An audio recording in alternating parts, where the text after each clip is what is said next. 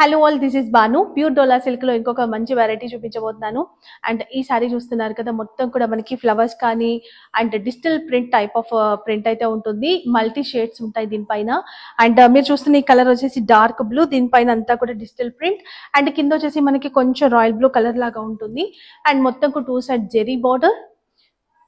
పళ్ళు వచ్చేసి ఇట్లా కలంకారీ పళ్ళు వస్తుంది ఫిగర్స్ తోని. ఈ సారీ లుక్ ఇట్లా ఉంటుంది, మొత్తం ఫ్లవర్ ప్రింట్స్.